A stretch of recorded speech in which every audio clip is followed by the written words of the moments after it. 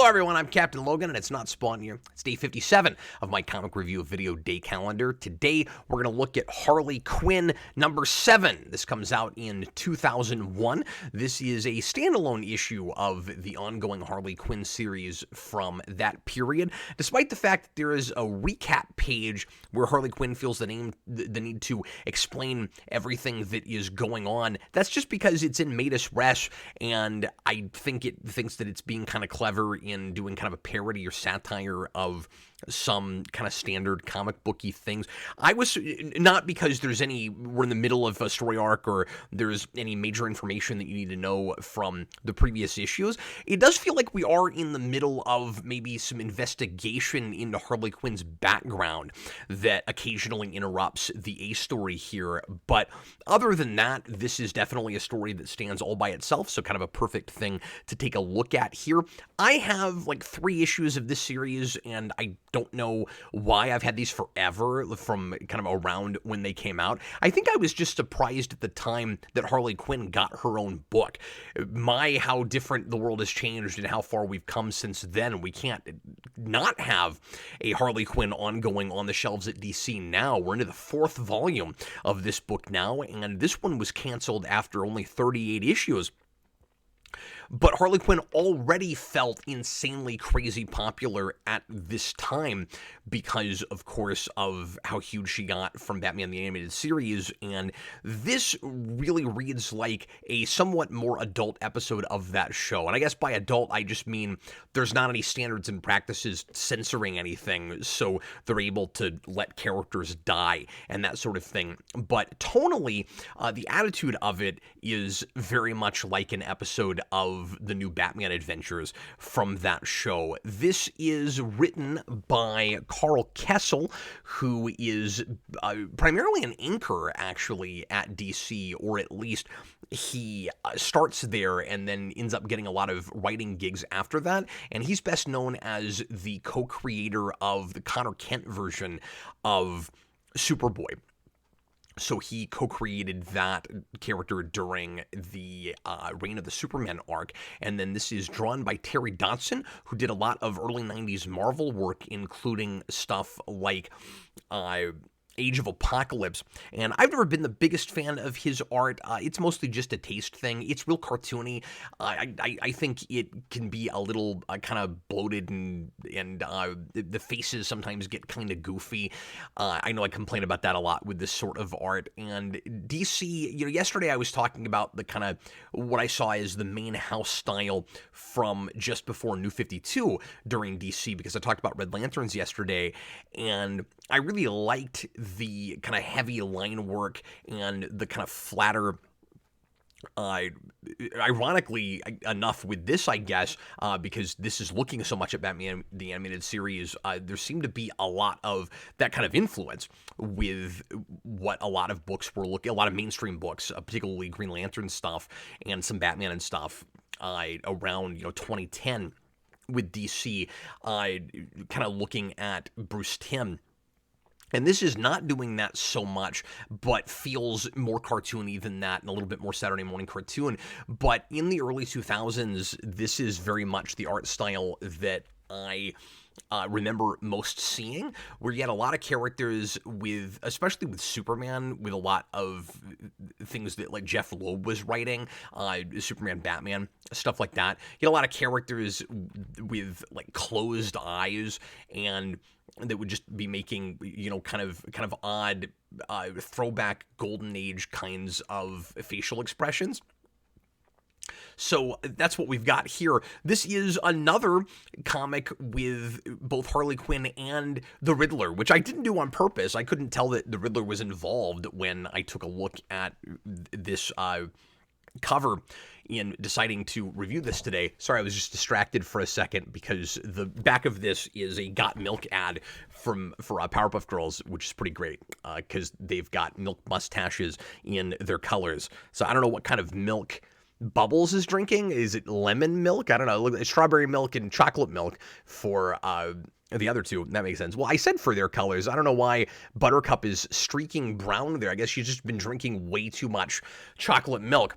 But anyway, I digress. So I just love Powerpuff Girls. Can't get away from it. So I reviewed a little while back an issue of Gotham City Sirens from around 2010, 2011, just before New 52, and that was a Riddler issue that I like a whole lot, and I was surprised to see him here. So the setup here is a lot of fun. This is kind of a concept over execution thing for me, where I really liked where this started and thought it was kind of a clever, creative idea and just a real fun kind of heist romp that ultimately wears out its welcome very quickly, just because it's kind of overwritten. There's way too much dialogue in general with this, I think, and the focus switches real quickly in the middle for much too long to the henchmen, and we get kind of some kind of henchman drama and comedy that I just couldn't get real engaged with. But the start and finish of this is okay. So the idea is Harley Quinn has decided to go do a heist in Wayne Manor, and she's just trying to steal as many priceless artifacts as possible with her henchmen, who are the Quinnettes. And the Riddler just happened, this is a coincidence, just happened to choose the exact same night to go do the same thing. And he's, of course, compulsively leaving clues as to where he's going to be, and so the Justice League sends a reserve member after him, and that's how you get a superhero in the middle of all of this. It might have been cool if this had just been a war between Riddler and Harley Quinn, and that was the stuff that I was enjoying the most in this, even though I don't really care for Kessel's voice or characterization for the Riddler. He's a little bit too oversimplified and, again, kind of a Saturday morning cartoon character, and Harley Quinn is played as being a lot smarter than him, which doesn't work at all to me. This Riddler should change his name to the Punster. Remember in Batman Forever when Edward Nygma considers the Punster for a minute? That's what this guy should have chosen, because he's really obsessed with puns, and he's looking for clues everywhere to whatever secret is in Wayne Manor. So there's a conversation that Barda has with Oracle, because, and this ends up reading weirdly like kind of a Birds of Prey issue, because we have a female superhero who's investigating along with Oracle, and Oracle is giving her information through a headpiece, and I don't know if at this point Barda knows that Oracle and Barbara Gordon are the same person. I suspect not. I think because this is during it's kind of interesting, by the way, all the crossover that some of our issues have had in similar periods. So with DC and with Marvel some, but especially DC. So I did a JLA issue, and I think Oracle pops up in that in talking to the Justice League, and it's just the Oracle head that she uses, the kind of computer hologram, because nobody knows that she's Barbara Gordon. And then we have her here too, not doing that, but just talking to Barda over a headset. And she also, by the way, is wearing a Got Milk shirt, and I wonder if that's intentionally some kind of product placement. I'm trying to find it, but given I'm trying to find that panel. But given that there's a Got Milk ad in the back of this issue, yeah, there's Oracle, but I'm not seeing that shirt. Anyway, I'll find it. But it makes me wonder if maybe they paid for that. I don't know. I haven't seen that kind of thing a lot inside comics, where you pay for product placement that's a part of the story itself that's in a panel. But now that I'm talking about it, I'm kind of wondering about that. So anyway, Barda is there and trying to stop this heist and isn't that concerned about property damage. And Oracle, of course, knows that they've broken into Batman's house and is concerned about some of the priceless artifacts, but is really concerned about their finding the Batcave. I don't know where Batman is. We never see him. There's no talk about what Bruce Wayne and or Batman are doing right now. And we don't get a response from him at the end of the issue, which I was kind of surprised about. So I don't know if this, if other books acknowledge this or not. If there's a Batman, like the next issue of a Batman book, Bruce Wayne comes back to his house and it's been half demolished by these two rival gangs trying to steal stuff and fighting Big Barda, and ultimately Big Barda, if you're not familiar, a New God character. I don't know if there's an issue where he goes, hey, these these thugs blew up my house. What the heck? And by the way, I'm jumping all over the place. By the end of this, they do actually find the entrance to the Batcave, but they never go through it because Barda stops them and ends up blowing up half the house, and they have to run away before it falls on them because there's a big collapse. And so you'd think that in trying to put the house back together, somebody would end up finding the entrance to the Batcave. I don't know if Batman's able to make sure that nobody else finds it when he is... Like, I don't know what his protocol is. Who does he call to get the Batcave fixed so that nobody finds out that there's this big gaping doorway and it leads down to the Batcave? But anyway, the Riddler overhears Barda talking to Oracle in a hallway, and Oracle is saying, whatever you do, make sure that they don't find the secret passage. And she doesn't say where it goes and what it's for, of course. And Riddler goes, ooh, a secret. There's something to there's a mystery to unravel now. And he just kind of assumes that if anybody is keeping something a secret, they're going to think about it the way he does. That, like, this is a riddle to solve. But Riddler, nobody else does the riddle thing like you do. Or I should say, at least most normal people don't do the riddle thing like you do. I guess every 60s Batman villain, or at least most of them, for the most part, have puns and riddles that lead you to the next part of a caper.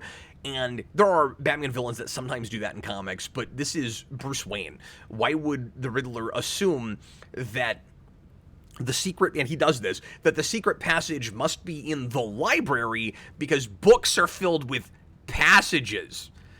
Okay, and he does that all through this. Like I said, just a characterization of the Riddler that I can't really get behind, and he's really slow on the uptake. He also, by the end of this, takes credit for finding the secret, for finding the doorway to the Batcave, even though he never goes through it and doesn't find out that there's a Batcave, because one of his henchmen rips the clock off the wall. This is like animated series entrance to the Batcave. It's a grandfather clock.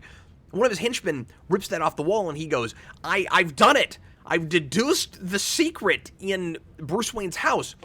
You'd think that he would be frustrated, because the Riddler is all about his intellect in relation to his ego. I can figure out stuff. I'm faster than anybody. I'm the smartest man in the room. I had kind of the same problem in the issue of Gotham City Sirens that I reviewed, where he didn't seem to figure out the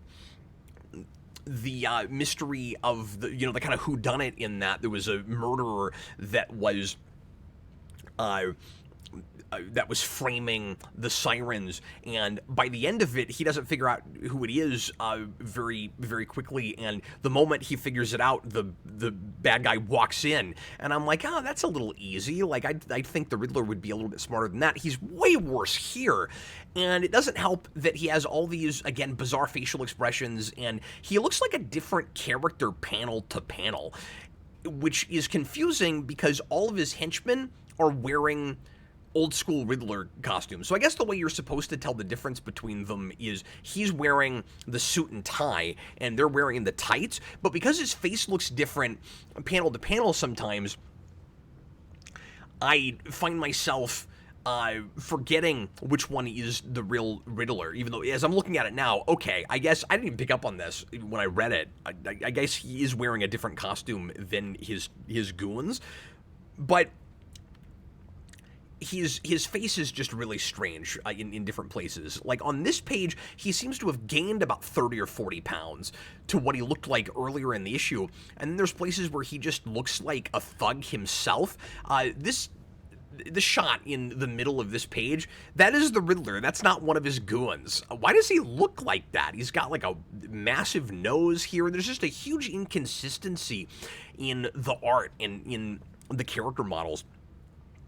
Like I said, a lot of the fun of this issue is supposed to be, and I didn't love it, is supposed to be there is a henchman that falls, that starts to kind of fall for a male henchman that starts to fall for a female henchman on the other side. So, and this part's kind of fun.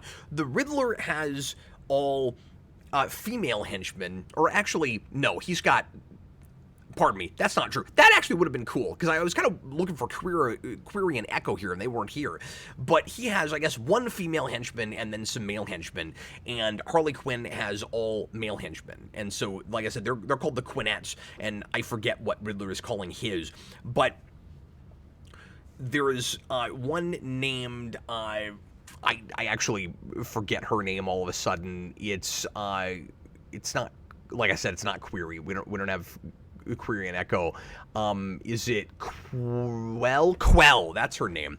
And she decides to switch sides and start working with Harley Quinn's henchmen. And so one of his henchmen that starts to fall for her gives her a shirt, a Harley Quinn gang shirt that he just happens to be bringing to have brought with him. He's got a spare for some reason, and she's going to switch sides. And there's a lot of double crossing in this, but I guess she just does that because she's kind of smitten by this guy. He's really nice to her. He pulls a gun on her initially, and then they kind of hit it off.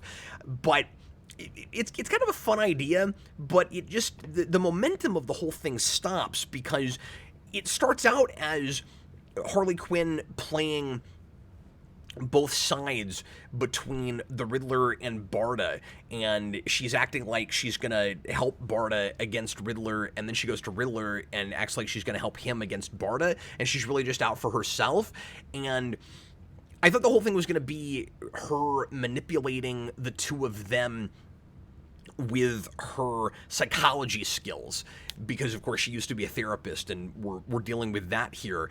And it's sort of a little bit of that, but then we lose track of that, and ultimately it doesn't really pan out to anything, because by the end we just sort of lose that whole thread. And by the end of it, it becomes much more about just the finding the entrance to the Batcave, and then blowing up part of the manor, and then Quell gets taken to prison, and the and then the other henchmen managed to escape, and the guy that was, so Harley Quinn's men all get away, and the guy that was really into Quell is sad that she's been taken to prison, and then Harley Quinn says maybe we'll go break her out.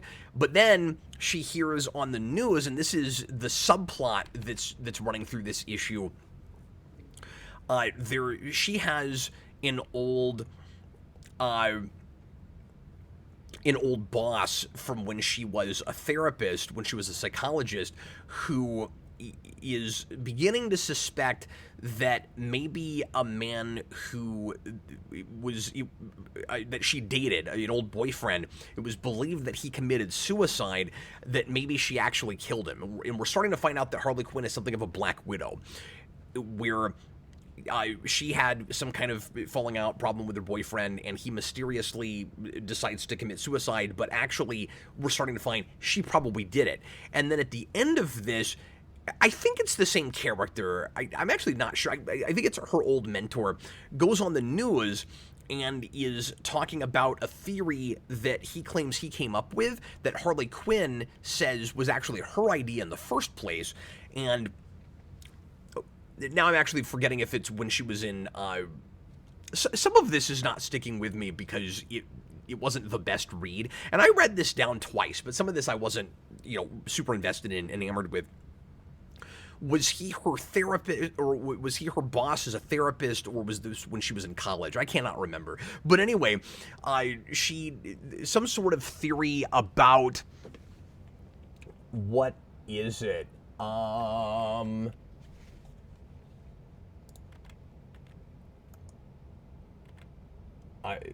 Give me a second, I'm trying to find it.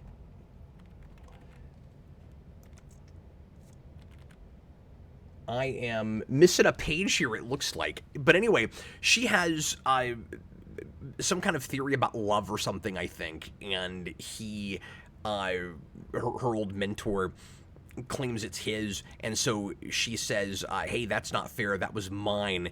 I'm going to plan his suicide note. So that kind of tips us off that, in fact, she definitely did kill her boyfriend, and this is an MO for her, and something she's planning to keep doing. There's a little bit of a confusion. One of my gripes with this is there's a bit of a confusion with Harley Quinn and her motivation, where she's supposed to be highly intelligent, but is kind of feigning being an airhead and is happy-go-lucky and just going with the motions and going wherever the wind takes her, but seems to be doing that. In reality, maybe actually has big ambitions. But we don't know what they are, and it's not played as a mystery because we are walled off from her a little bit, except for the fact that there's one fourth wall break page, which I'll talk about in a second. But she says, I don't really care that much. Like her henchmen are not real happy with her because they didn't manage to take anything from Wayne Manor. They came empty-handed. And it came away empty-handed. And she says, well, I don't want to be planning heist 24/7. That's not what I'm about.